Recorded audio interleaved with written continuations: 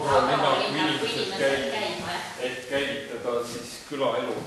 No kõigepealt ma tuleks selle juurde, mis asi see agrolinnak on, et agrolinnak on selline nii-öelda kolhoosi-sovhoosikeskus, kus on kartmaja ja probleem hakkab pihta sellest, et kodu ja omand lõpeb korteri uksega. Koridor on juba ühine ja inimeste arvamus on see, et see ei ole enam minu asi, keegi hoolitseb selle.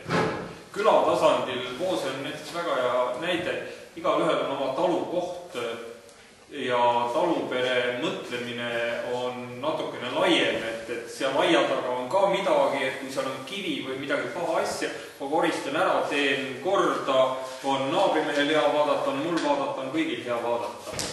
Et selline, ja jõudsime oma töögrupiga omandi probleemi juurde, et omandist hakkab asi pihta.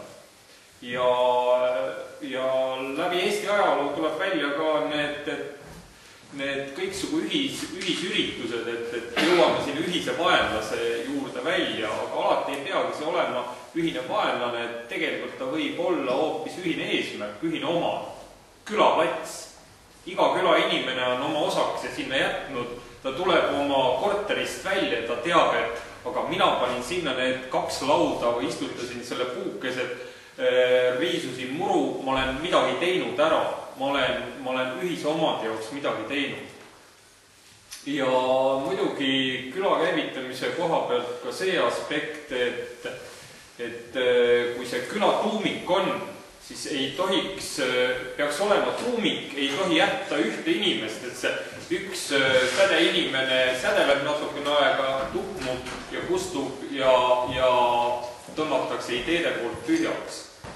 Ja kui nüüd riigi tasandile minnes, riigi tasandilt nii palju, et võiks olla kas siis riigi või omavalitsuse poolt rahastatud külavanema koht, sest kui on tegemist natukene suurema külaga, siis ma usun, te olete minuga nõus, külavanemal oleks tegemist niivõrd palju kõiksugu üritused, asjad organiseerida. Miks see vaene inimene, kes tahab vedada kogu seda asja, miks ta peab tegema seda poole öö ajal peale oma põhitööd, pere ja muu töö kõrval?